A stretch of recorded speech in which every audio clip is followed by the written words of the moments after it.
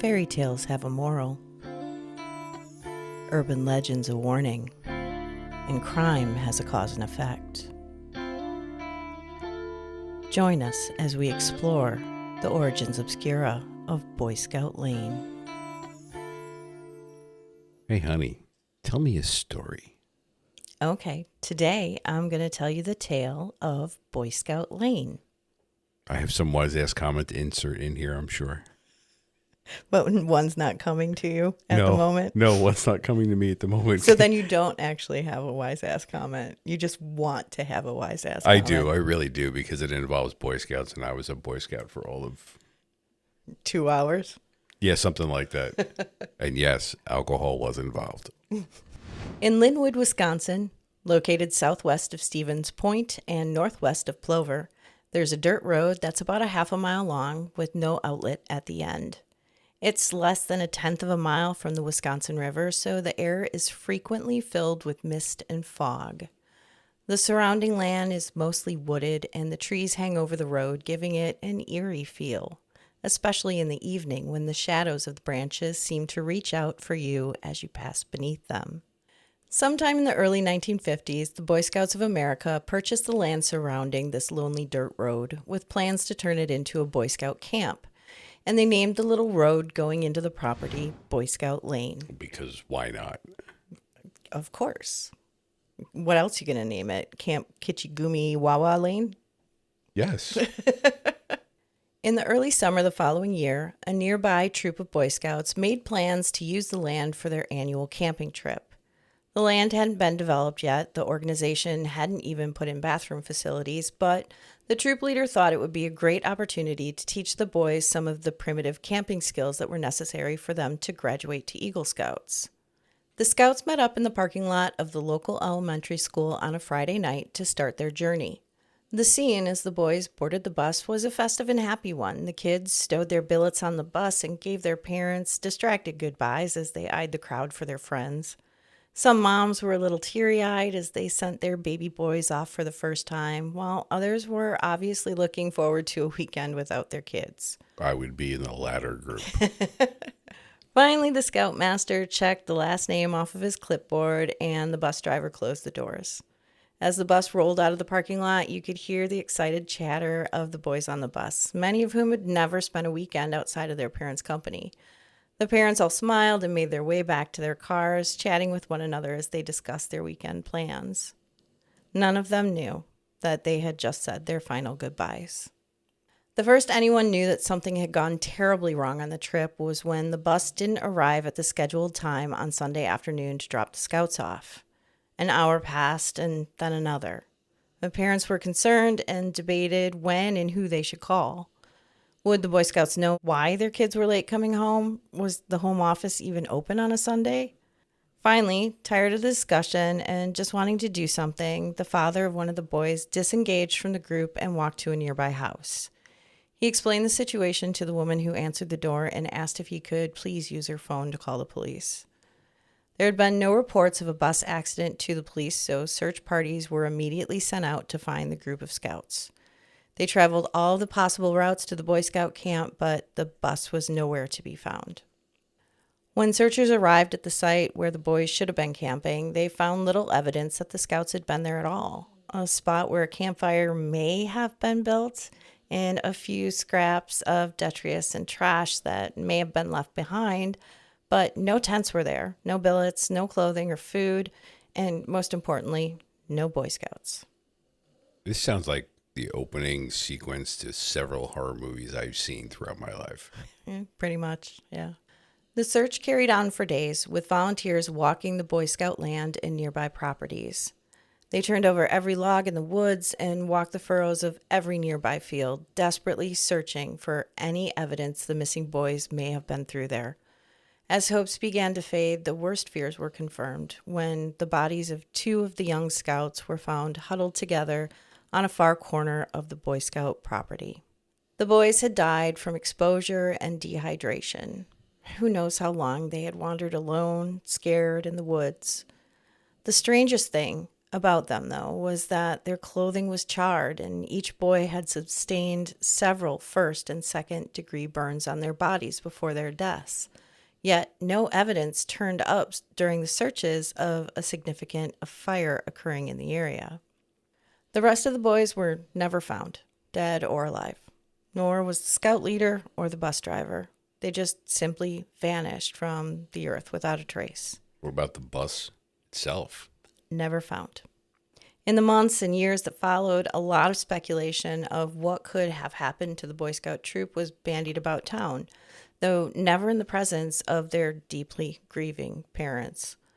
Was there a bus crash and the bus is still out there, hidden in the deep woods somewhere? Perhaps there was a fatal fire from one of the Coleman lanterns that the troop used while they were camping. Maybe they got lost on a hike. Maybe they were murdered. Or perhaps there was a serial killer in the area. Or maybe the troop leader or the bus driver went mad. None of the conjecture explained how so many people could have disappeared without leaving some evidence of their existence behind, though. It was UFOs. That's probably the most likely. Boy Scout Lane, while it had always been a little creepy with the persistent mist and fog from the Wisconsin River, now felt downright ominous when people visited. Many of the residents said they didn't like going down there, not even during the day, because it felt like 1,000 eyes were watching your every step.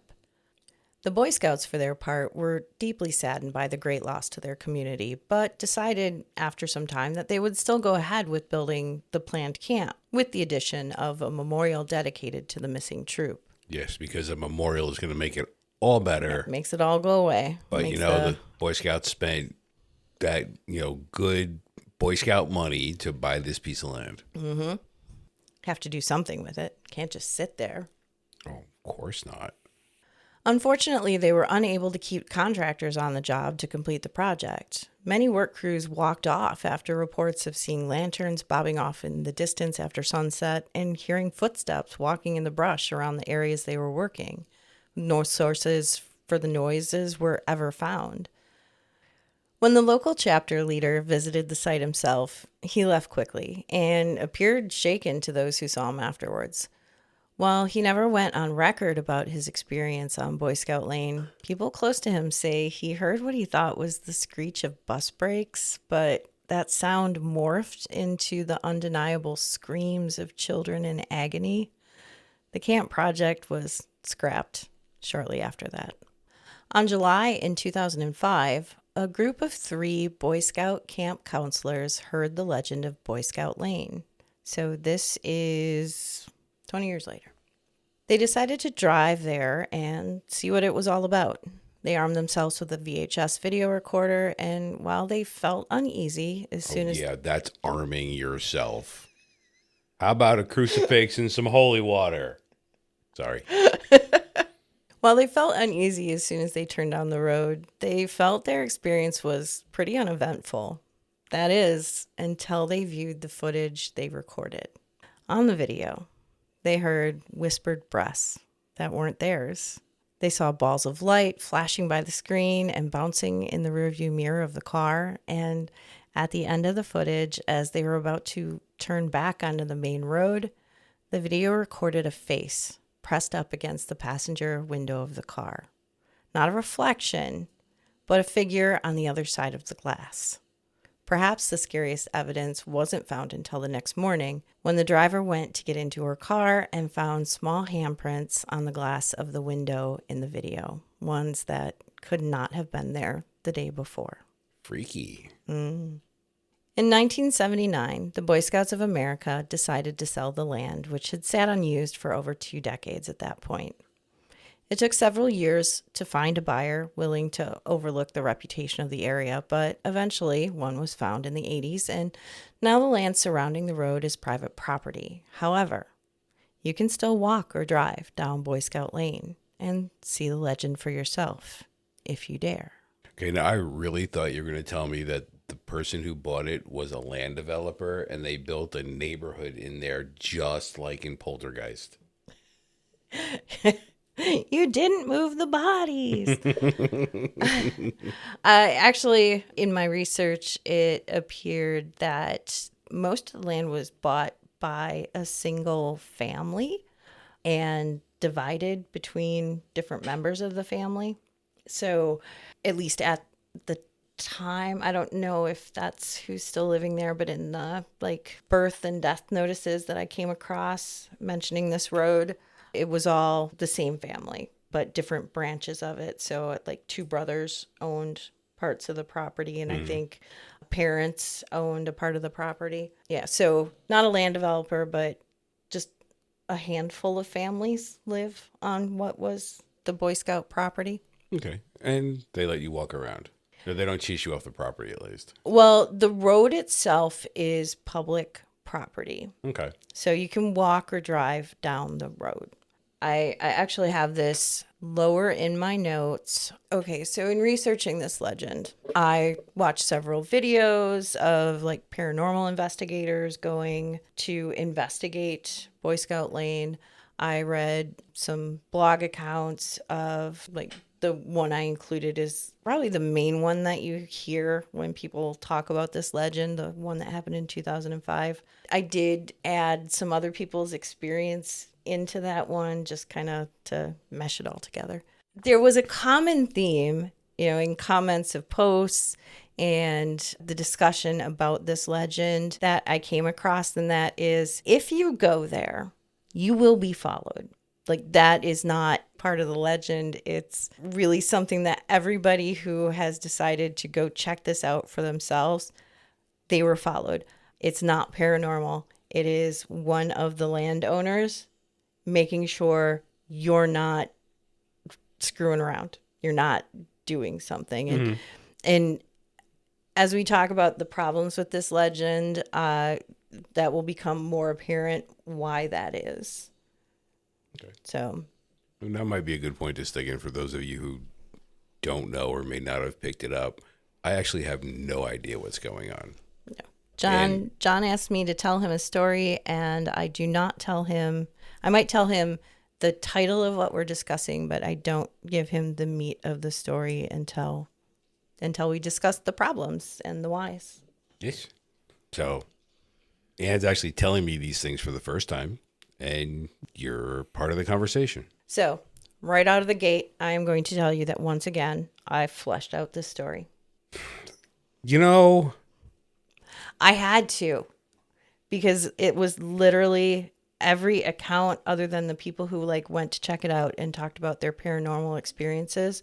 The legend itself was like 2 sentences.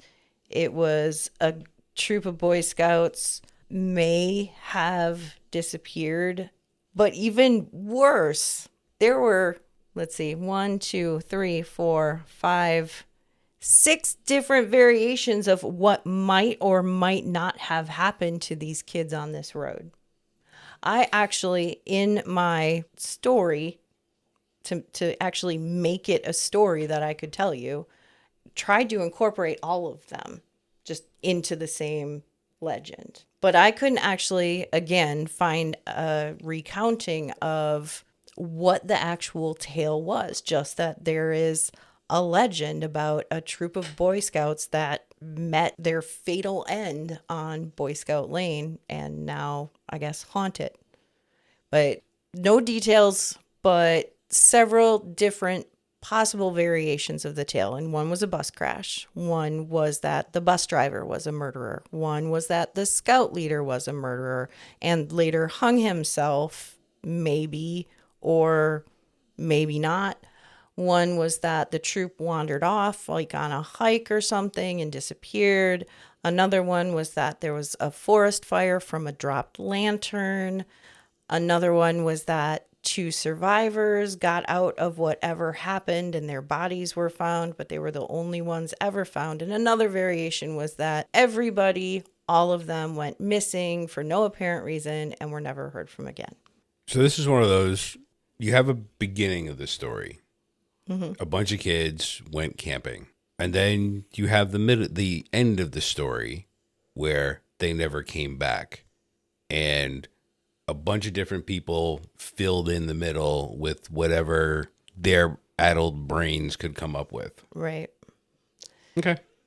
The thing about it is, though, if a actual group of Boy Scouts and one or two adult handlers go missing, there's going to be a record of it, right? I would figure even in the 50s, that may have made national. Yes. There's no record of it, not from any of the papers in the surrounding areas. There was no Boy Scout troop that went missing. No crime reports, no news stories, nothing. There was no forest fire. So, and that's why I did try and include that element of it in my recounting that, there may have been a fire because there was conjecture that, at that time they were using the lighted lanterns. Mm-hmm.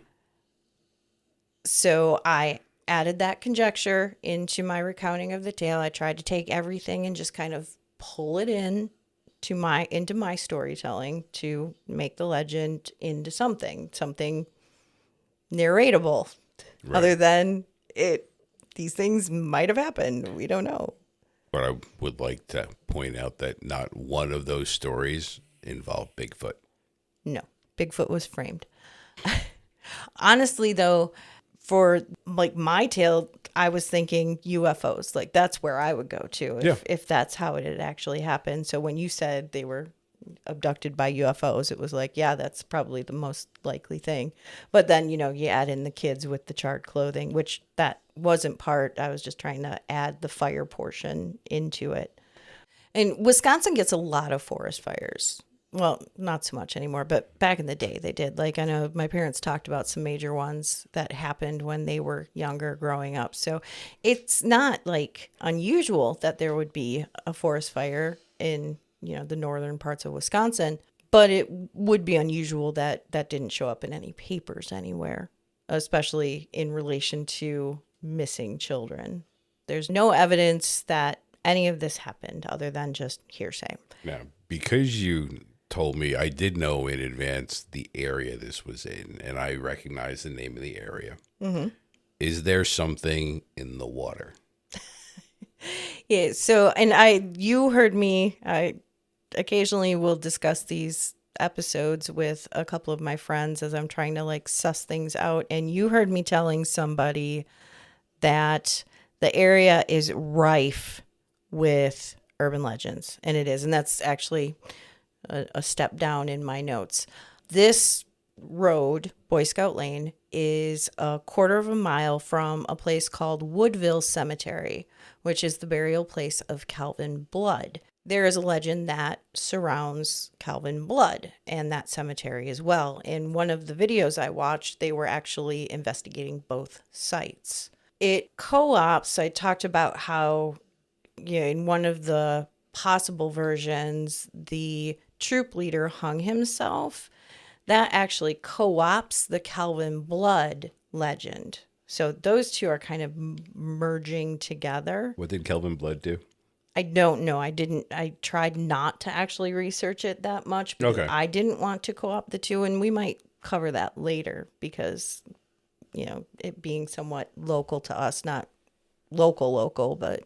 And then there's a witch in the area. It's not too far from a couple of other somewhat notorious Wisconsin hauntings, all of which I don't want to get into too much because they might, again, be used for later episodes. But the thing that stuck out to me is that Ed Gein, where he lived and dug up graves and murdered women and was buried, is about 20 miles away from here. It's less than, actually, 20 miles away. And if you're listening to this and you don't know who Ed Gein is, you are listening to the wrong show. I can recommend several really good podcasts. But yeah, so I think because one of the things was a serial killer, like maybe there's a serial killer in the area. So I think that being in such close proximity to where Ed Gein's stomping ground was, and even though it's a completely different MO from what he used, but they also placed this as originating in the 50s, which is when he would have also been doing his thing. His gross, nasty Ed Gein things. So I think being in that close proximity to something as scary and icky as that makes it an area that's kind of prevalent to urban legends and hauntings. Like it's in part of the culture, this like weirdness. But the other thing that I'd like to point out is I talked about the recounting of the group of camp counselors who went down there and supposedly recorded video evidence of what happened. And one of these people, I think she was a girl. I'm not positive, so if I'm misgendering, I'm sorry. Is her actual personal account that she had posted on a Ghost Stories forum. And she says that she has this video evidence, and people were like, post it, pics her, it didn't happen, we want to see, right? Yeah. And her response was, I can't, it's on VHS. I can convert VHS. Right, yeah. So she never produced evidence of this actually happening, even though like people were asking her to, and she was saying she would see if she could, if it was possible. But it never materialized with the only like, well, it's on VHS, so I just don't know if I can do that. Well, if you actually had this evidence, wouldn't it kind of be a priority to do that? To put it out there for people to see? I tell you, for the past, 30 years, there's been the technology to digitize VHS. There used to be mail-in services where you could just mail your tape in. And right. I would think that if I had something freaky on videotape, I would absolutely convert it, post it, send it to Grant and Jason. Okay. Hell, I might even send it to that Zach guy. I don't even know his last name. I never watched that show. Me either. I've just seen clips. Baggins or something, maybe. I don't know. Isn't that Hobbit? Oh, no, it's Bilbo. Sorry. There's no recorded proof of anything that backs up this legend, not actually even the land ownership. So as I was researching this, everybody would say, well, in actuality, it wasn't Boy Scouts Lane because all these kids were murdered there, which is what, the original legend is. Well, it's named Boy Scout Lane because all these kids died there. And everybody would say that's not actually true. It was named Boy Scout Lane because the Boy Scouts of America owned it and were going to build a camp there. I could not find any proof of that. I'm not sure that the Boy Scouts actually ever owned this land. They did own land on the other side of town. It was the northeastern side of Stevens Point. They owned a chunk of land that they sold off in 79. Okay. But I could not find anything saying that that land was actually theirs. And now the first actual record I could find of the street name was in 1986. So I'm not sure that in the 50s that it was a recorded street. Or in the 70s when the lady took the video. No, she took the video in 2005. Oh, okay. In the 70s was when they sold it. Okay. Sorry, I had my dates mixed up. Yeah. So I'm not even sure that the Boy Scouts own that land. And it could just be that it was named Boy Scout Lane because somebody who bought it and actually dug that road, had a son who was an Eagle Scout or. Or, it could have been, depending on the year, they have adopt a highway thing where, this is patrolled by the Boy Scouts. It's a dirt road, so I doubt it was like being cared for by, or I don't know, maybe. So Eagle Scouts do big like community projects. Yes, yeah. So maybe something like that. Possibly, if it was. I did see a lot of reports in the papers of like Boy Scouts doing Eagle Scout projects and being promoted that, hey, this Boy Scout is working on their Eagle Scout promotion and, they want to do this if there's anybody out, residents who need that or want to help them with that. So yeah, maybe somebody lived at the end of the lane there and did not actually have a dirt road. So the Boy Scouts got together and built their dirt road. And yeah, and then it was just named for them because they were so grateful or something. So yeah. So even the Boy Scouts own this land portion, I couldn't find any evidence to back that up. So those are the problems. There's all kinds of problems, but I didn't read anything in there that I disagree with in the original story, or not. I guess that actually would be an original story because you made it up. Because I wrote it. But in the story, there were a couple of holes in it. It sounded very Hollywood 80s slasher movie. But those usually have some basis in whether it's the collective unconsciousness, whether it's an urban legend or what have you. It seems like a very viable urban legend, and we poke the usual holes in it. There's no evidence to back it up. Somebody couldn't be bothered to digitize a tape, maybe because it didn't exist. Not that I'm calling that lady out, but I'm kind of calling that lady out. Yeah. Yeah. Like, you know, I love a good blog post or, you know, spooky story posted on a forum. But yeah, that seems to be kind of a common denominator though with like the paranormal things is they, oh, I have, you know, this recording or this video, but then it just never materializes. So disappointing. But if there was a video, I'd probably be debunking that too, because I am who I am. Okay, so the whys on this. It's funny you said 80s slasher movie because the blog post from the camp counselor actually said the legend has been around for over 20 years, which puts the origin of the legend in the 80s. Right along the time of Sleepaway Camp, Friday the 13th. Yeah, there's a whole list of potential movies I could go through. So this area, Linwood, I think, I'm not positive, is like an unincorporated area. So I think Linwood itself covers a large, like, mass of land because it's not in Plover, though it's very close, and it's not in Stevens Point, though it's very close. It's on this kind of no man's land on the edge of these two towns that needs an address. You know, you have to have a postal address to send places to, but doesn't actually have like a post office because there's no town center, at least from what I could tell from the maps. If I'm wrong, feel free to join in the conversation and correct me. So the road itself is really out in the middle of nowhere. When I described it at the beginning as, you know, being wooded and really close to the river, and it's just kind of in the middle of nowhere. It's a creepy location. While I haven't been there, that was also one of the general consensuses from people who commented on posts about the legend, is saying that that area is just creepy. It's actually really close to the river. The river kind of like does a loop up. And so the air is always damp and kind of misty and kind of creepy. So in the 80s, we've talked about this a couple of times.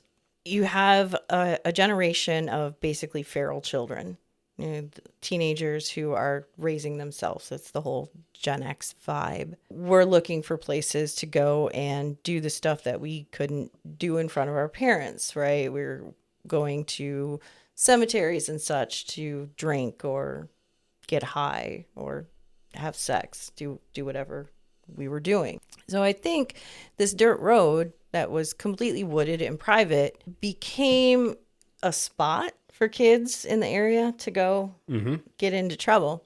Yeah. And I can actually back that up with a report that I found in the newspapers that in the spring of 1986, 8 to 10 kids were all cited for underage drinking on the same day on Boy Scout Lane. And now that's just the ones that were cited. So I think that they were like partying out there. Oh, yeah. And maybe it was only a group of 8 to 10 kids, but it could have been more and they just didn't get caught or didn't, you know, hadn't been drinking. So they didn't get the citations. From reading the report, they didn't actually age the kids. They didn't say, you know, what age they were. And I believe in 86, the drinking age was 21 in Wisconsin. But it did mention that they were going to have their licenses suspended. So they were somewhere between the age of 16 and 21 is my reckoning. So you've got a bunch of kids out there drinking.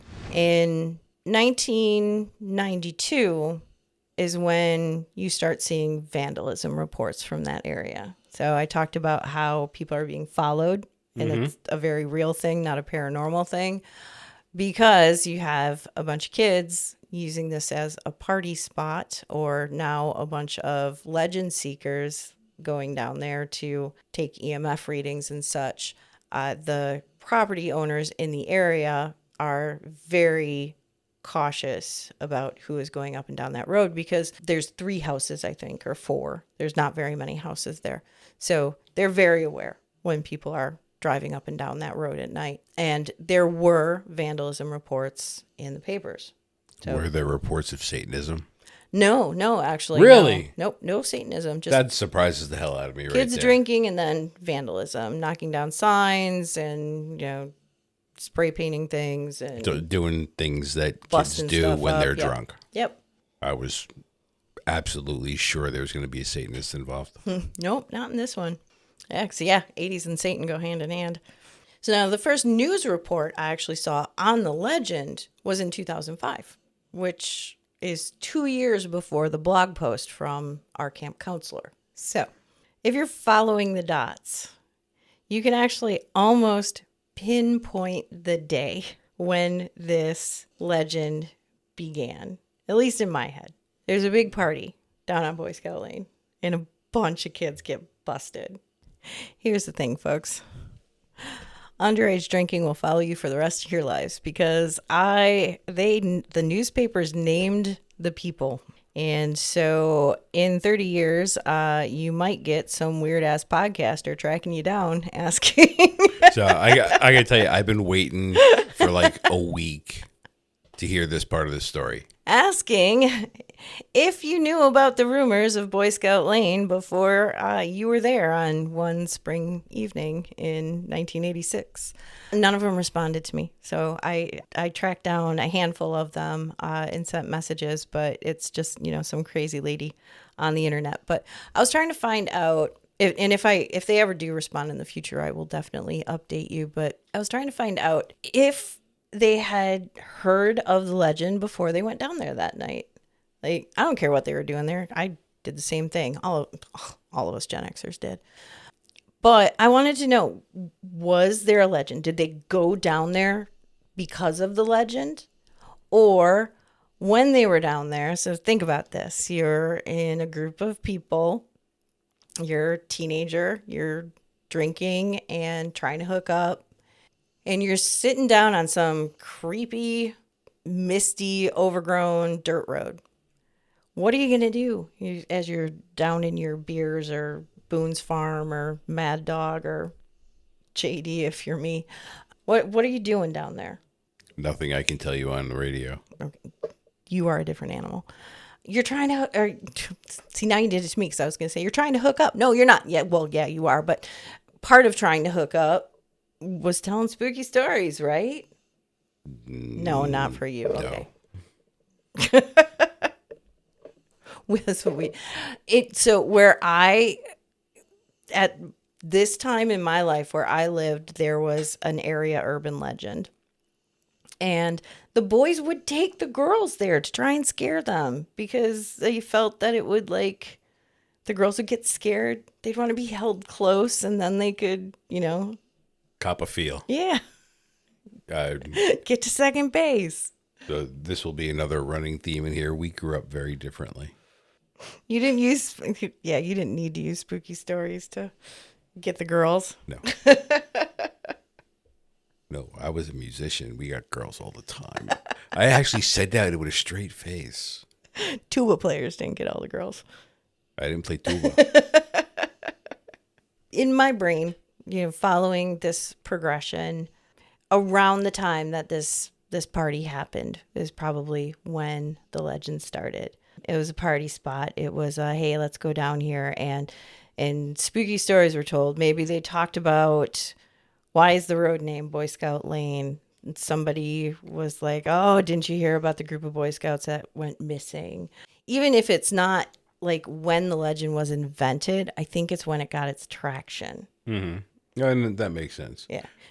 And then it starts becoming a thing. And then we see the vandalism reports in 92 because more kids are going down there and the local residents are getting upset about it. So, yeah, I think this is one of the super rare occurrences where we can actually see the timeline happening, and you can see it in the news reports of the time where more and more kids are hanging out in this area, and then the vandalism reports start and it kind of quiets down, but then the news stories start and it becomes a thing and somebody's got evidence, and but the evidence never appears. So this one's even though the story isn't fully fleshed, the kind of the legend of it afterwards is. Mm-hmm. So yeah, it's kind of nifty in my mind. I don't know. You can agree or disagree. What do you think? Well, I'm actually hoping that one of the people who you tried to contact gets back to you and says, no, that was never a thing until we were there. I was kind of hoping that they were like, what? What's the legend of Boy Scout Lane? Or, we went down there and we told ghost stories, or, I asked I sent out basically a form letter and I asked them like 3 questions, and it was just, had you ever heard of the legend of Boy Scout Lanes before that day? What compelled you to go to that area? And what were you talking about when you were there? It's those like the 3 things that I asked. But again, if getting emails or social media messages from some rando person isn't necessarily going to compel somebody to open it or respond. So yeah, chances are dim, but we shall see. If they ever do respond, I will let you know. I think you're probably right, though, because to have a disappearance in the 50s, since popular media wasn't such a huge thing, for a number of people to go missing, there would be some record of it. Yes. For there to be 30 years between the instance and the start of what would appear to be an urban legend is, I can't fathom that. There's no way you could have an entire town not talk about a busload of missing kids. Right. It would have been part of the popular culture in that area, not just the town it was in, but that would have worked its way down to Milwaukee, which would be the next biggest metropolitan area, right? Yeah. Or Madison, I think. So even then, that would have been a story I would have heard when I moved here. Mm-hmm. In the whys, like, so you can kind of see the progression of this, and I did talk about one of the whys earlier. This is Ed Gein's stomping ground. So you have that pervasive culture of, this terrible thing happened here. And you're seeing, or we're seeing similar things happen with, because I actually lived in Milwaukee when Dahmer was active. And I used to go past where he lived daily to get to work. And now that building's been torn down and Dahmer is long gone, there are legends starting to crop up in that area. What are we, 30 years later? Yeah. Or more? And I'm hearing them from some people, especially those who are younger, like our kids' friends, talking about things that they've heard occur in this area. So you can see that formation of certain urban legends that may or may not be related to that activity, but are happening in that area because it's a pervasive part of the culture. This happened here. These creepy things happened here. So I think that plays a big part into this as well, that you have this culture of, I don't know, kind of creepy fear from knowing Ed Gein was right there in the area. And then, especially in the 80s with that rebellious culture, and we were all talking about, true crime stuff back then because it was Ted Bundy and Ed Gein. And so I could see where a group of youths would, start fomenting this legend just from the culture and the time. I don't know. I feel like I'm talking in circles, like I'm not making a ton of sense today. No, you're making perfect sense. I'm one of the things I'm enjoying about this is looking at whether or not the urban legend has a traceable beginning or not, how it comes into and grows within the popular culture. Mm-hmm. This could have very well started out as something as simple as, all right, there's this dense, creepy area at the end of this road. I don't want you to go down there, talking to my child. Here's why I don't want you to go down here. There was a bus accident, something happened, and I don't want anything to happen to you, so don't go down there. And then as that child grows up and starts telling his friends and then his children, that story continues to grow. And it can eventually become a cautionary tale, which we've seen in other stories. And I'm kind of feeling like the reason that this one didn't go, because you said, you pointed out there's no Satanists in this story, and that was a very big theme with urban legends of the 80s, is Satanism tied up into it because of the satanic panic. And I think part of the reason that we don't see the Satanism in this, not even as a potential reason why the kids went missing, is because of that serial killer culture in that immediate vicinity. They were more apt to go with what was real to them than, what was on the minds of a lot of other parents at the time. So it was a matter of pick your boogeyman. Yeah. Because a lot of them kind of centered on these kids were murdered. They were murdered by somebody, whether it was a serial killer or the Boy Scout troop leader or the bus driver. They were murdered. So I think that was a more real fear from parents and people at the time. A good follow-up question to if anybody does respond to you is ask them if they were a Boy Scout. Okay. Because, now, granted, my experience with the Boy Scouts are very limited in what I've seen on television and movies. I know one of the stories that is in that Boy Scout handbook of story things is the guy with the hook on his hand. Oh, yeah. On the bus. So, riffing into what you were thinking, these group of kids got together. They were Boy Scouts who are no longer Boy Scouts. Trying to hook up, they're telling stories. Is that the stories that they're telling them? A riff off of the man with the hook. So I heard this when I was in the Boy Scouts. There were a bunch of Boy Scouts going down this road in a bus who were never heard from again. Yeah. So again, no paranormal investigations have found any evidence of anything paranormal happening there, but it is a creepy area, and my understanding is that it is a fun place to just go walk down because it is creepy.